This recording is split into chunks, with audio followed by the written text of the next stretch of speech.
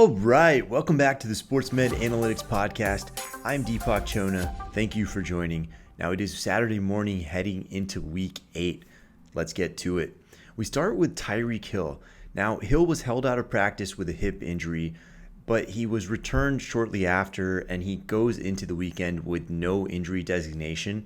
That when that happens, data favors a very low production impact and no workload limitations. So we're not too concerned about Tyreek. We think this was just them being conservative. And then we have Brock Purdy in a big matchup going against the Bengals. Now Purdy is on track, it looks like, to clear concussion protocol. Only about 1/4 of players are able to do that within a week, but it does look like he's headed in that direction. Now, if you look at week 7, on the hit that presumably caused the injury, if you look after that point, that's when Purdy threw an interception. He didn't look very good after that. So we take his late performance against Minnesota with a pretty large grain of salt.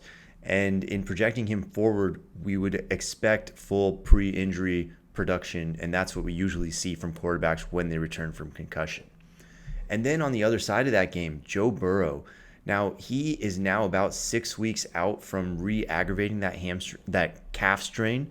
And in this situation, these take about 6 weeks to resolve. So we expect you're going to see a lot more mobility and a lot more ability from Joe Burrow to drive off of that leg when he's throwing the ball deep and with power.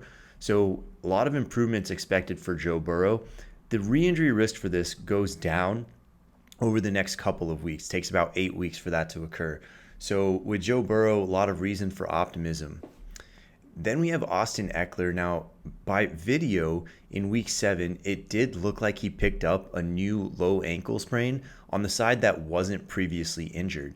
But he returned to full practice pretty much right away, and he's fully practiced all week. So that confirms, 1, that it's very low severity, and 2, that his previous high ankle sprain isn't probably bothering him much anymore. Now, the data on that would suggest that this would be the week, 6 weeks out, that he would return to 100% from that injury. So Austin Ekeler, also reason for optimism, no workload limitations or performance impact expected here. And then we have T. Higgins. He was dealing with a rib fracture, which he sustained 4 weeks ago. The average performance dip on these lasts 3 weeks. So with Higgins being at 4, now we have pretty strong reason for optimism here on Higgins that he should be back to pretty much pre-injury levels. And then Trevor Lawrence and Jalen Hurts, actually, they're dealing with a little bit of a similar story. So a knee sprain is likely to put them in a brace, but not likely for either quarterback to cause much of a performance dip.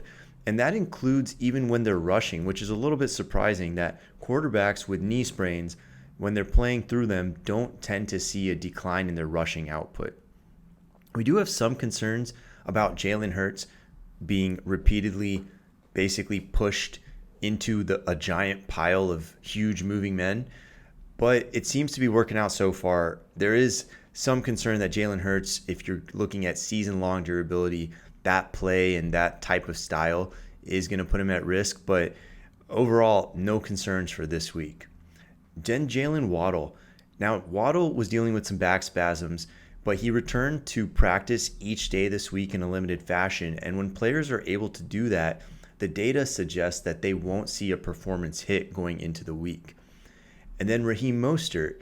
Now, dealing with probably a mild low ankle sprain, Raheem Mostert is not likely to see any per touch efficiency impact of this injury, but he's an older running back, and when they have these questionable designations with ankles, they do tend to see fewer touches. So a little bit more for Salvon Ahmed and a little bit more for Jeff Wilson may be in the cards here. Then Aaron Jones, similar story, older running back dealing with a re-aggravated hamstring. Now, at 2 games out from his return, we wouldn't expect to see any performance dip, but we do expect to see fewer touches for Aaron Jones.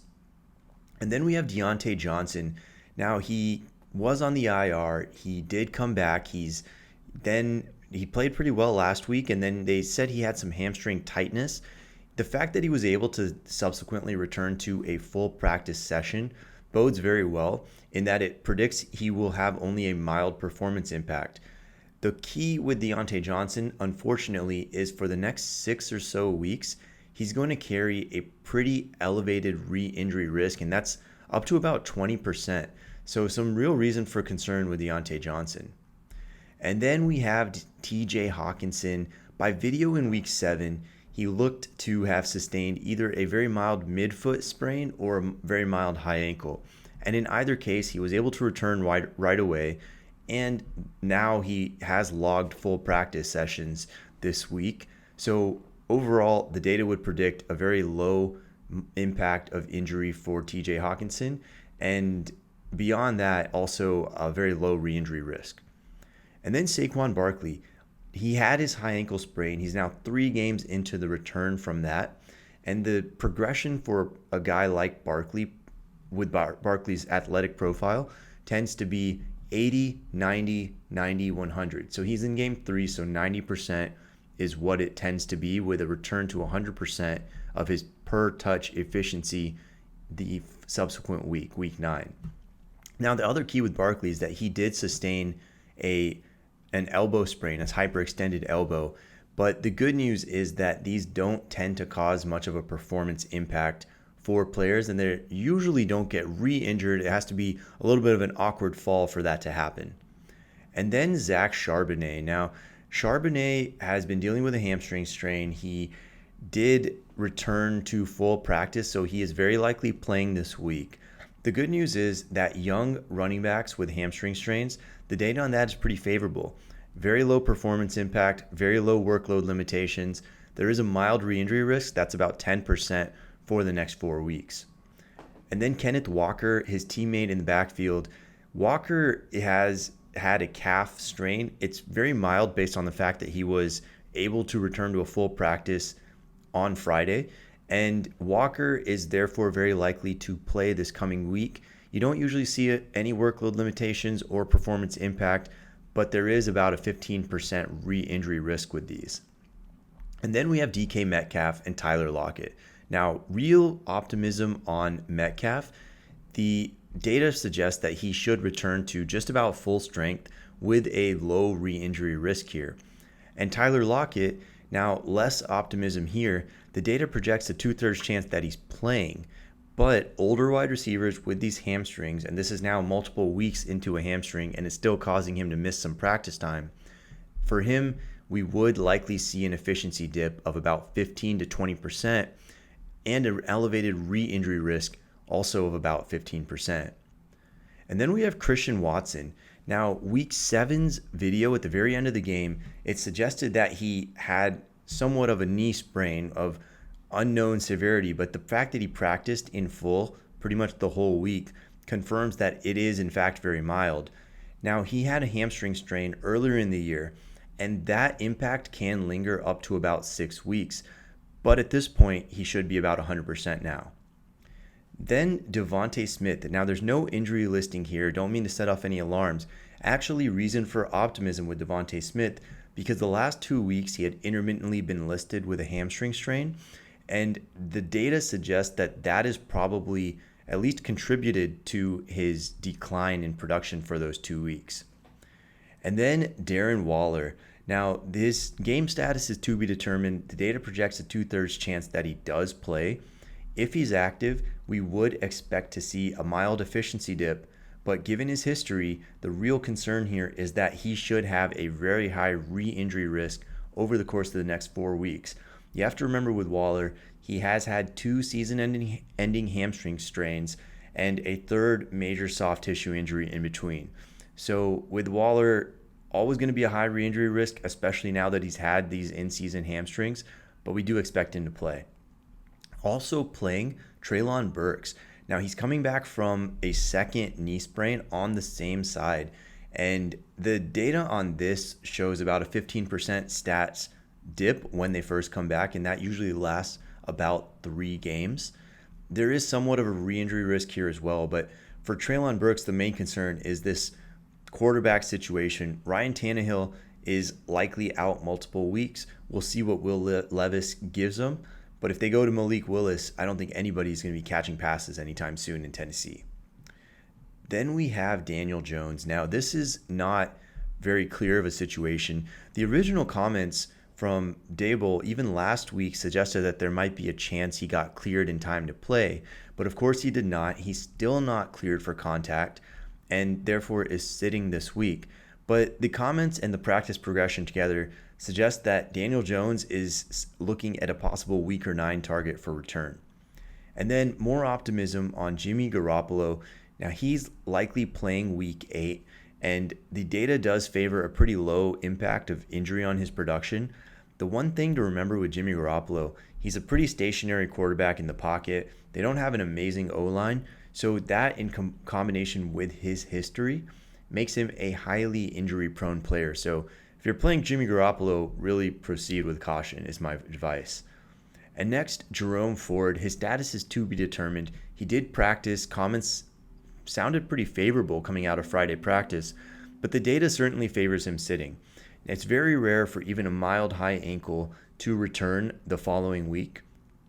Now, if he's active, we expect a performance hit and we expect a workload decline. And the more likely outcome here is a return for week 9. Kareem Hunt is playing. Thigh contusions here don't typically cause running back performance impact. So therefore, we are pretty optimistic on Kareem Hunt. Then Luke Musgrave. Now the status on him game-wise is to be determined. A little surprising that he even made it back to practice, but we would still lean towards him sitting and returning in week 9. If he's active, you would typically see a low per play performance impact, but you would often see lower snap counts for a guy like Musgrave. And next up, Tank Dell of my Houston Texans. Now, he's returning from a concussion. Wide receivers typically do return to their full pre-injury workload and performance, and that's particularly important because Robert Woods on the Texans looks to be out this week with a foot injury. And then Taysom Hill. Now, the data projects a 60% chance he plays, but with these chest contusions and the fact that he was wearing a non-contact type jersey earlier in practice, that very much favors a production dip, and the data says about 20% is what we should expect. And then we have Colts' Zack Moss. There's limited info available here, but the practice reports suggest that he's probably going to sit because he's listed with 2 different injuries, and when that happens, if he's active, you'd expect a much lower snap count and a production dip. So either way, we would expect more touches for Jonathan Taylor. And then a couple injured Chargers pass catchers. First, Gerald Everett. A little optimism here. Status is to be determined, but we would lean towards him playing. The data projects a mild, about 10% performance impact if he's active. And then Joshua Palmer, also to be determined, but we would lean towards him sitting. The data suggests a noticeable performance dip if he's active, with the most likely return date coming up week 9. And then Roschon Johnson. Now, really unfortunate situation for a guy who was out a couple of weeks with a concussion when he really had a chance to take over a backfield. But now it looks like D'Onta Foreman has carved out a real role and looked very explosive last week. Now, Roschon Johnson is likely to return. Concussion data shows no lingering performance impact, no workload dip upon that return, but we very much expect a committee based on what just happened last week. Then we move on to some linemen and some defensive players. And yes, my IDP and sports bettors, these ones are designed for you. So we start with TJ Watt. His profile is as a highly durable player. So despite his limited practice participation, the data does favor him playing. And then Maxx Crosby. Now, to be determined status, but we would lean towards him playing as well. There's a mild performance impact, but that would still make him a very elite defender.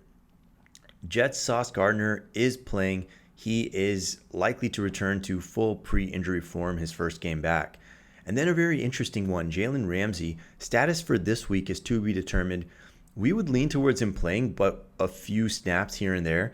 The data projects return to near full strength by about week 12, but usually with this, you see a 3 to 4 game ramp up. And defensive back is one of the harder positions to return from knee surgery during a season. But again, Jalen Ramsey is a 90 plus percentile athlete, so the data there is relatively favorable for him. Then Von Miller. Now we expect his snap count to rise over the next 3 weeks. He has majorly elite athleticism, but he's on the older side, and pass rusher is also a tough position to return from an ACL. So together that predicts a slow ramp up. And then Cam Hayward for the Steelers. He's back at practice. We expect him to return week 9 or 10 at near full pre-injury level. Jordan Davis for the Eagles. His status is to be determined, but our data says 70% chance he sits. Jalen Carter is likely to see more work in the next 2 weeks. And if you look on DK Sportsbook, his Rookie of the Year odds are already at minus 175, and it feels like they're going to get a little bit better with this injury to Jordan Davis. Next, Evan Neal. The data projects a 2/3 chance he plays. The ankle kept him out of week 7, but this should help Saquon Barkley and Tyrod Taylor if Evan Neal is back. Also on the Giants, Kayvon Thibodeaux. His status is to be determined. We would lean towards him playing, and you typically see a low performance impact from mild knee sprains if he's active. Then Honey Badger, Tyrann Mathieu, status also to be determined, but the data favors him playing with a mild performance impact, especially given that he played week 7. Tyron Smith for the Cowboys, big-time O-lineman, status to be determined. We would lean towards him playing. Most neck injuries for O-linemen don't cause missed games unless they're very serious, and then they cause usually multi-week absences. So it's usually not a small absence if they're gone. And then a couple of players that are also to be determined. First, Jaire Alexander for the Packers. The data projects 65% chance he sits. If active, we would expect a performance dip that you probably would notice and a high re-injury risk. Then Tytus Howard. Now his status is to be determined, but projects as a 75% chance of playing with a low performance impact. And last but not least, a pretty impactful player from the Giants, O-line, Andrew Thomas, is likely to return, most likely week 9, possibly week 10, but he's re-aggravated that hamstring, and the timeline on this projects him sitting this week, even though he did have some return to practice, and likely returning week 9. And that's all we have for now, so go out there, win those leagues, and come back and check in for your injury updates right after.